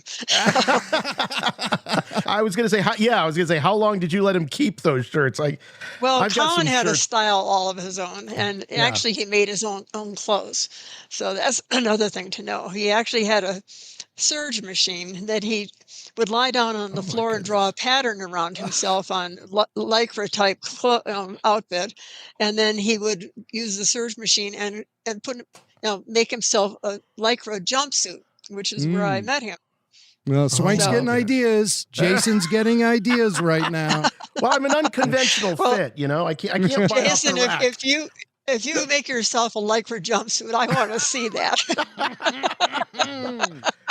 All right. So, Sarah, you wanted a particular photo. Is this the one you wanted with the TIE Fighter? Well, okay. There's one of a silver or gold-looking ship that I sent. Oh, yes. Okay. Weird-looking gold ship. Yeah. Yep, I've got that Let's right here. That. Okay. Yeah, this is the it's one. A real steampunk starting kind of at the look. beginning of time. Yes, exactly. So this is what Colin showed George, and that's what intrigued George to working with Colin, besides the fact that he already had worked on 2001 Space Odyssey and sat behind Walter Cronkite on the first moon landing, so he had a serious NASA background and space background. But Colin showed him this ship, and as Colin tells it, George had an eyeglass, and he studied it for quite a while, looking at all the intricacies of the ship. And if you look at it too deeply, you can see all these different parts. People standing on the bridge, and you can actually see little models of people on the ship, and this was something that Colin did by bashing up these or mashing up all these different model kits. Yes, he figures probably 50 model kits in this one ship here. Wow. Yeah. Wow. That's what started the whole thing. This is the first kit bash ship for Star Wars, basically. Actually, the first ship of Star Wars of any kind was this model. So this was the conversation starter between Colin and George Lucas, where George thought, wow, okay, this is the guy that I want to work on this with me. Wow. Right. Aside from the fact he already had a very good background with other movies, right. but yes. Yeah. But no, this is the turning point. And he wanted to show George how the shifts in the movie could be made, the models. So that's what he started out with, was this, to show him that. And then after he showed him this model, in Colin, there's a picture there of all the different concept art. After he showed him the model, then in 1974, Colin began designing the concepts for the ship. So these are the different ship concepts. You can see in the bottom left, that's the first idea of a Star Destroyer attacking the Princess ship. You could see the guys coming down out of the Star Destroyer with little tiny lightsabers in their hands attacking the Princess ship. Oh, yeah, that's a great piece of Star Wars history because, of course, there was a moment where, the troopers were going to cross through space from the Star Destroyer onto Princess Leia's ship. And as a result, that's how Darth Vader ended up with the breath mask and all of that stuff, because they figured, well, he's going to be traveling through space. We have to give him something, and it became the signature look. Right, exactly. Actually, this is the first action picture of any kind for the Star Wars movie. Wow. Was Colin George's first creative hire, the first artist he hired for Star Wars? Yes, he was the first employee of the company, period. Oh my God. And he was working on these before he even had a contract with George. So if you look at the X-Wing in the middle there, that blue X-Wing, that was actually the very first design of any kind of any ship for the movie. And he did it pencils on dark paper. So that's what you're looking at there. In 1977, when I saw Star Wars for the very first time, I did not have any awareness of the concept of an X-Wing fighter. So when those wings split in half, it practically blew me out of my chair. I was not expecting that. Did Colin share with you any sort of facts about how this idea originally was conceived? Yes, he actually did. He said he actually had to stop and think about what the ship design would look like. It took him about 3 days. And after 3 days, one of the things that came to his mind was throwing darts in an English pub. So that's basically where that concept came from. Did George give him the idea of the X-Wings, of the wings splitting? No, that is some of the other things that are falsehoods on the internet, is there are places that are giving George credit for the X-Wing and also Ralph McQuarrie. But there was a picture that George had drawn that had the X-Wing in it and the TIE fighter and the Death Star. And it was a picture drawing on a piece of paper. What happened was people picked that up and they thought that drawing was something George had given to Colin as an idea for the ships. But the reality is that the Death Star had a trench on it. And the concept of the trench was specifically Colin's, because when he went to make the Death Star, the two styrene globes, he wanted a globe. And what happened was they came in two halves. So he was trying to figure out how to put them together. And so he decided that instead of trying to do all the work it took to smooth out the edges to the point where nobody could see it when the light was shining on it sideways, the equator around the globe, he decided that, hey, George, how would you feel about having a trench around the Death Star? And these guys could dive in and have all these dramatic fights and shoot at each other, and that could be the dramatic scene. So that's how the Death Star trench came about. But the point is that the Death Star trench was on this drawing, pen drawing, I think it was, that George had made. And so if the Death Star trench was on that drawing, it had to be a drawing of Colin's work and not something that George came up with to show Colin how to make these ships. So the TIE fighter, the X-Wing, and the Death Star were all on the same drawing, but they were of Colin's ships and his ideas, not the other way around. That's fascinating. And it's really incredible because George Lucas is someone who would always take the visual cues that were being thrown at him, and he would find a way to incorporate it into his stories. And that's just the way Star Wars was developed. If you read the rough draft and the first draft for the original Star Wars film, they're vastly different than the final film we see. And that's primarily because George's ideas kept getting refined by working with great artists like Colin who would bring these ideas to the table, and then George would incorporate it into the story itself. This was more than just window dressing. This was more than just something pretty to look at as far as Lucas was concerned. If it was going to be in the movie, it was going to play a role in the story. And so Colin was the guy who was there with George very early on, introducing him to these vehicles, and thus sparking ideas in George's head of different approaches to take with the story. And for that, we're forever grateful. Colin also helped George develop the TIE Fighter, which we were talking about earlier. Do you have any stories about the origin of that ship? Yes, I do. That was another one. Colin approached the ships from a different perspective. He thought of them as actors in the movie. So when he designed the ship, he looked at what this ship was supposed to be doing. And the TIE Fighter had to be ominous, and nobody could know what it was or how it got there or how people got into it or anything else. And so he created the idea. Again, he thought about kites flying. And that was one of the inspirations for the TIE Fighter. But he told me that it was something that was had to be stealthy and different from anything else, so that they could identify the good guys from the bad guys when they were in the movie. And it was real clear that this was a bad guy. Yeah. So, yes. That is really a hallmark of Star Wars, especially Star Wars under George Lucas, was he wanted visually to let the audience know right away what type of character we were dealing with, what type of ship we were dealing with. And so it had to have all this personality. So fascinating that was also the way that Colin thought.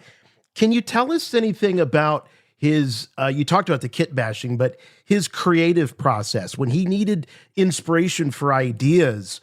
Did he just always have ideas in his mind? I mean, how did he like to work when he was starting on or getting started on projects like this? Well, I can only tell you what it was like when I was living with him, but he always thinking. I mean, he was always thinking. And when I was with him, he was deep into quantum physics. And so every day of his life, he thought about theories around quantum physics and what people have missed. He went to a Bucky Fuller seminar when he was in college and spent 3 days taking off from college after that to think about what Bucky Fuller had missed. So, and he wrote that. Can you fill us in on who Bucky Fuller is? I that's someone I've never Bucky heard of Fuller before. was, sorry, yes, Buckminster Fuller and Bucky Balls. This is a famous physicist. Yes. All right. So Colin was You're a right. real Not light everybody. thinker, right? He did. I mean, that's incredible. Yeah. Incredible. So, Yeah. so with that level of interest in physics and things like that, one would think, and he did end up working for NASA and I believe Hewlett Packard at one point, that he would have been the guy sort of creating the machines that were working, but it was a lot more of the concept of the things that the physicists were working on. So was his interest in physics just sort of a hobby as he was a designer? He was always interested in physics, and like I said, since college, he was interested in, and he got sidetracked on the movie industry. But no, he thought in 9 dimensions at once. He was an amazing thinker. Yeah. Yes, and he could just visualize things and put things together in ways that most people couldn't even imagine. But he spent most of his life thinking about physics particularly, and a lot of what he did with Hewlett Packard, if you ever saw the movie War Games, you ever seen that? Oh yeah. Matthew Broderick. Yeah, it's a really cute movie. Not everybody knows it, but it's a cute movie. Colin programmed all the war screens for that movie. So this is where his interest in Hewlett Packard began, because we actually had the monitors in our basement, and they were about that big, little tiny monitors that he used to program each of the screens in the War Game, the movie. Wow. And that was cutting edge technology at that time. Sure. So he took Hewlett Packard monitors from a few colors to 5,000 colors. And that was one of his accomplishments. That's all he did. That was just another day on the job. Would it be appropriate to label Colin Cantwell a genius? Yes, I think so. Yeah, sure sounds like it. Yeah, the way he thought, he created the first IMAX theater out in California and San Diego. the first. He created a step action motion picture camera for Buck Rogers. Mm. And he sat behind Walter Cronkite. Yeah, could you explain that a little bit? So he was actually there in the newsroom the day the lunar landing happened, and the whole world was watching Mr. Cronkite deliver the news. Colin was there. What happened was Colin was sitting behind Walter Cronkite, and Colin had a communication line between NASA and the astronauts. So he was listening to the exact verbiage of what was going on. And the other stations, we had several copies of the flight manual, for one thing.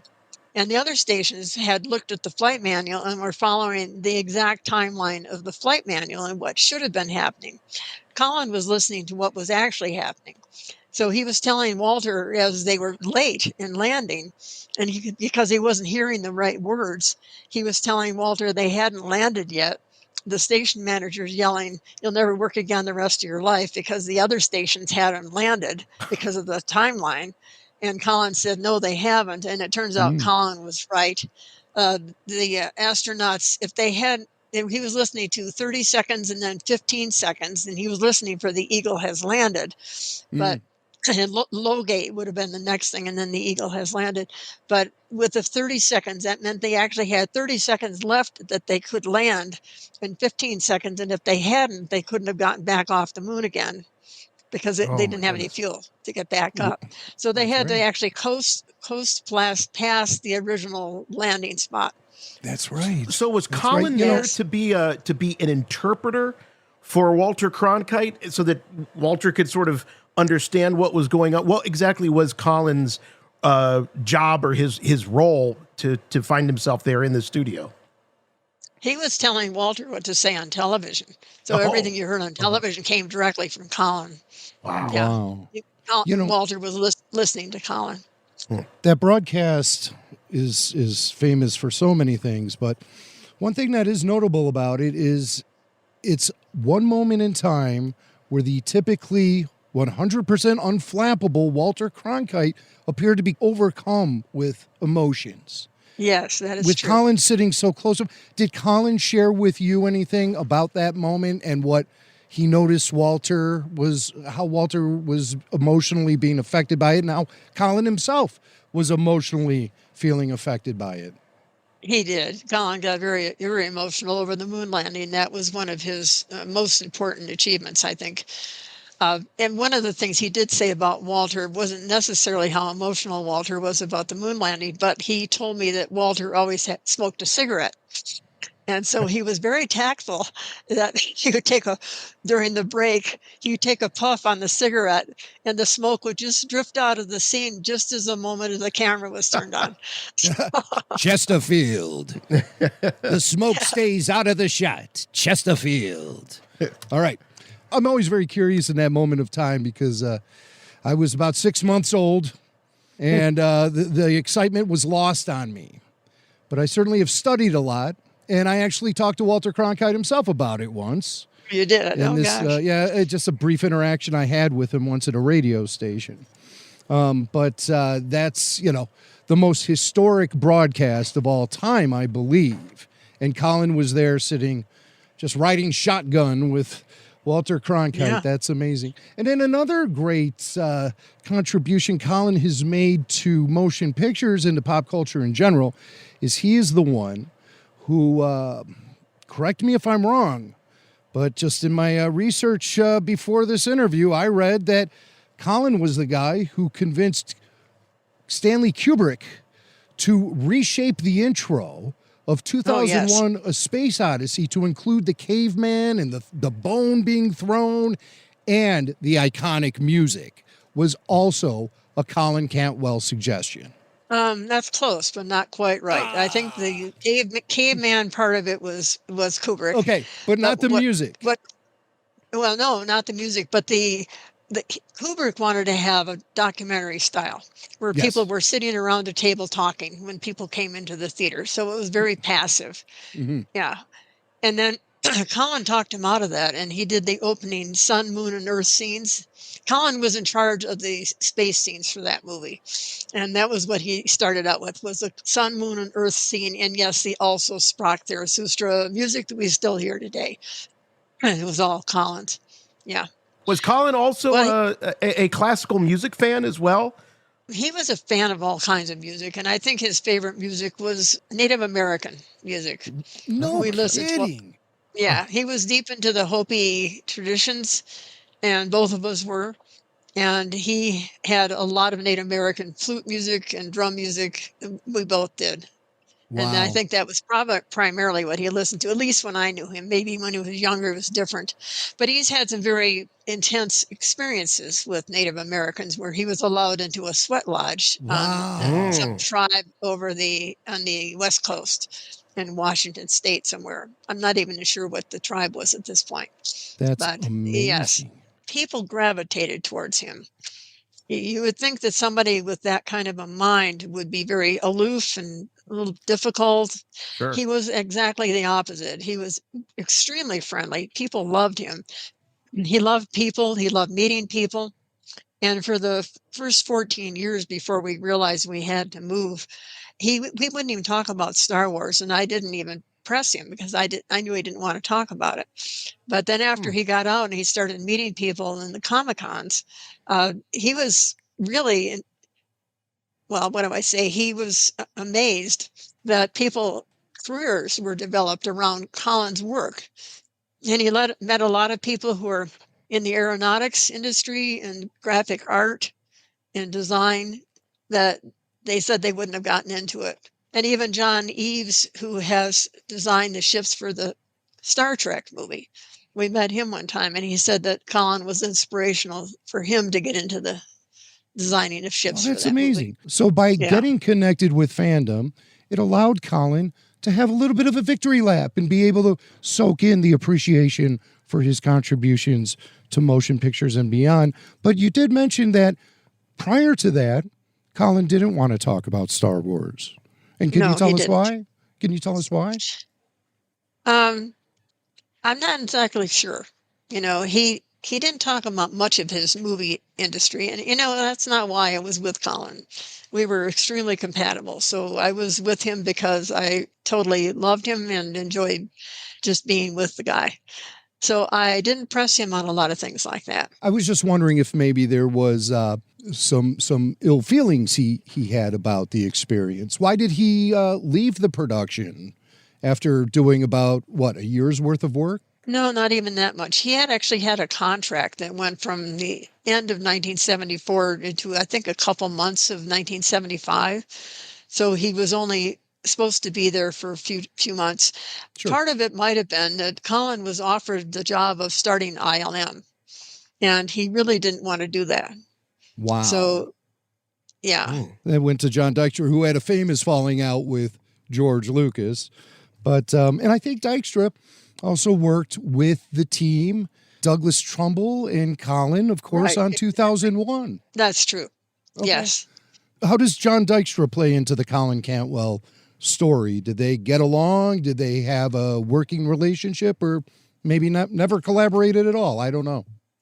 I don't know if they exactly collaborated. All the ship designs were entirely Colin working by himself, and all the models. So I'm not sure how much collaboration he had with other folks on that part of the movie, but he definitely collaborated with Lucas on it. And he would create, a design, and then he would show it to Lucas and get the feedback from him. And things like the TIE fighter had a nose on it, so it got modified into a TIE fighter without the nose when it originally designed. The X-Wing had wheels. And so George called him up one day and said, it's about the wheels. Tear them off. We have to talk about this, because their cars don't even have wheels in Star Wars. Why would a jet plane? Speaking of wheels, Hot Wheels created a line of Colin Cantwell concept collectibles. Little die casts. And Colin was around when those were released. Was he, did he get a buzz off of that at all? I think he appreciated it, that people would take his designs and create the miniatures from them. But he never commented much on any of that, actually. Really? He really didn't. Yeah. He was deep into quantum physics. That was his main focus until we started traveling to comic book conventions. I see. Yeah. So he wasn't taking a handful of Hot Wheels into the sweat lodge to show the gang. He No, was just, he did not do that. All right. Sierra, But, hey, look, they sure are cool, though. They are very cool collectibles. And I noticed a set on eBay signed by Colin selling for $700. Yes. Ooh, Oh, really? cha-ching. Okay. Yeah. Oh, people Sarah, brought those to Colin to sign. Yeah.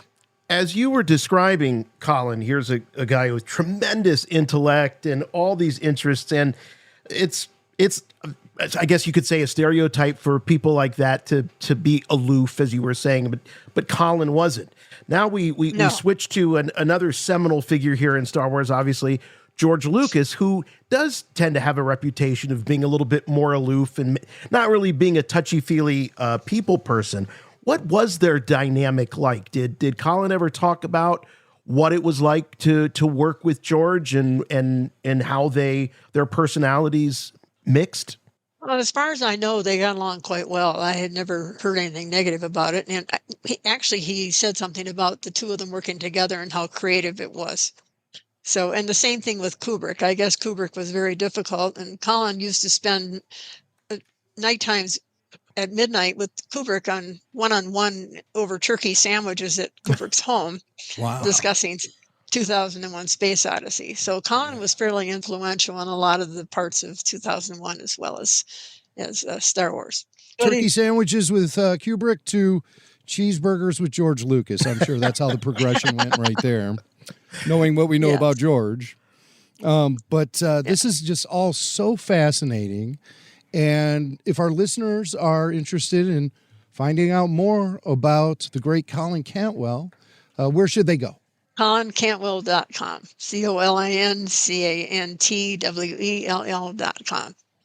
Yeah. What you guys got going on over there? We have a certain number of Colin signed prints for sale. We still have some of those. So there's a limited number. Some of them are going out, almost out. And so the prices go up as the volume goes down. So, amazing. Yes. So, yeah, both the X-Wing. Concept art and also the model photos that he took. Colin took the photos of the models after he made them. So, yes. And there's also some interesting facts about Colin and his career. Right. It's a really nice website. It's growing. It's so nice to talk to you as you maintain the legacy of a genius. And yes, well, that's really, in my opinion, very honorable work. Well, thank you. And I have to give credit to Brad Cook, who has taken over the website and helped make it into what it is now. So he's done a wonderful job with that. But yes, Colin's way to go, Brad.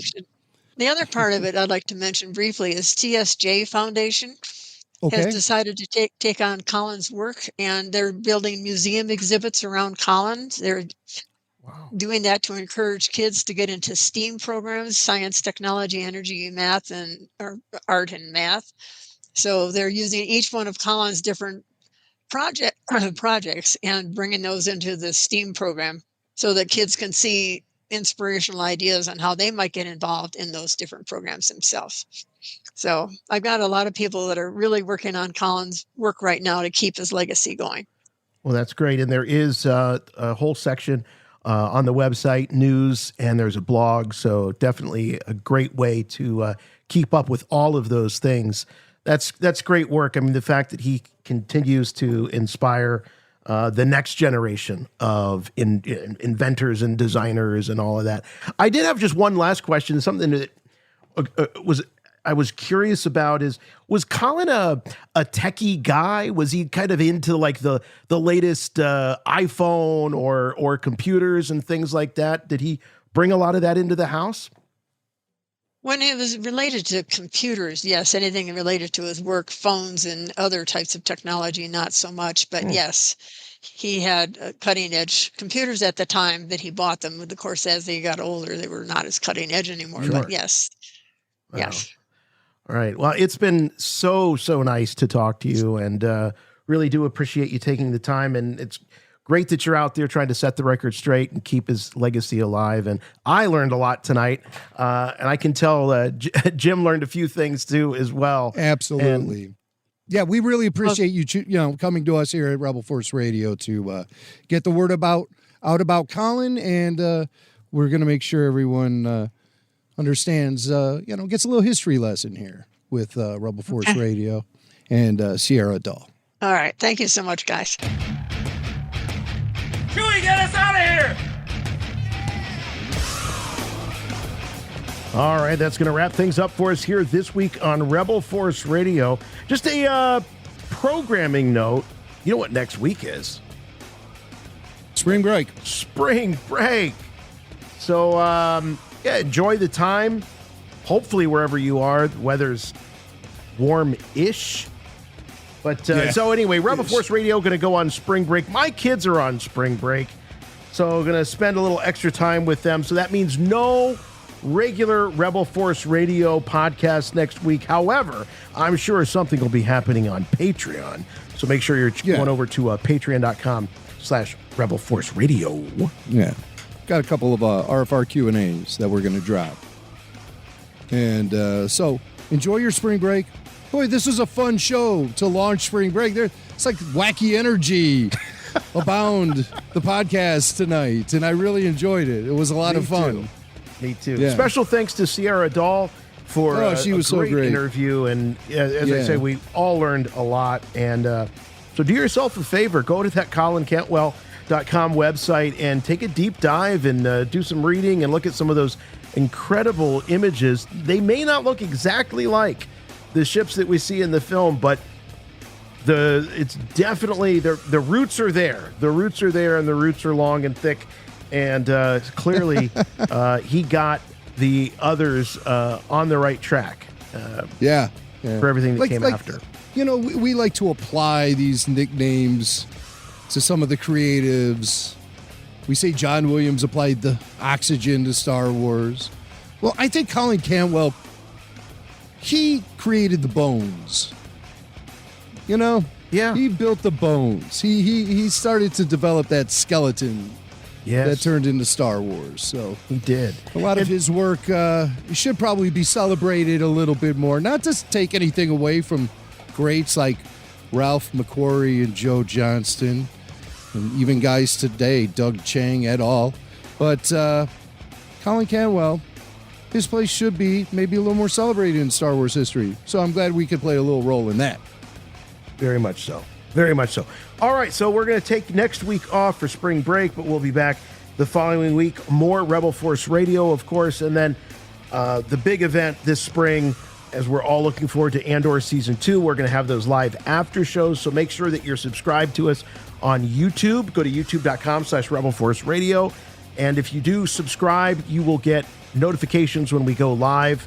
But we keep a pretty consistent schedule there on those after shows, but we'd love to have you subscribe. Please check out, while you're there on YouTube, check out the whole repository of classic RFR moments, bits, interviews, show highlights. All of that is available for you. So please give us a thumbs up over there. Leave a comment. It really, really helps us out over on YouTube. We're also on all of the socials. We're on Instagram, we're on X, we're on Facebook, the other ones back on too. TikTok. Are we back on TikTok? I don't know what happened. Oh no, but we're back.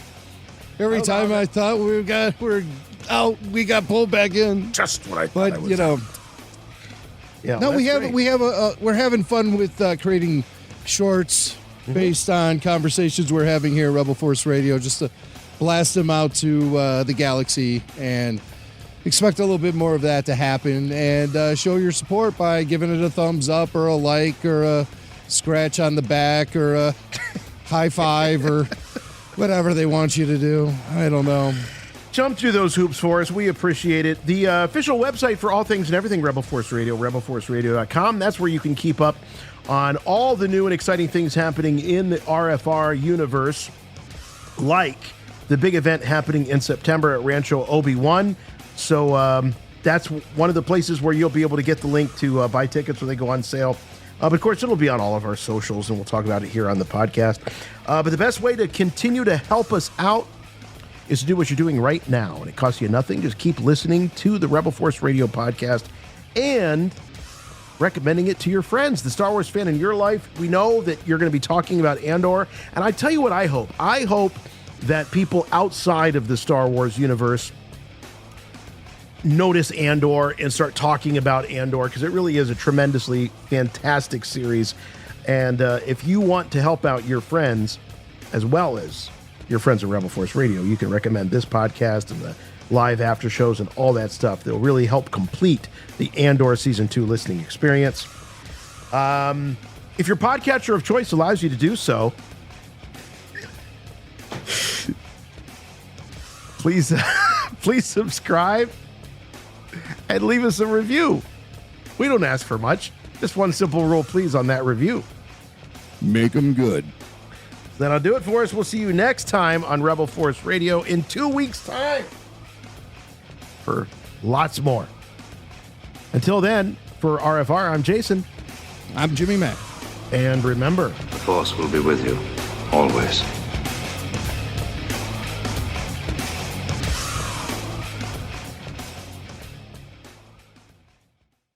Boba Fett found the toilet.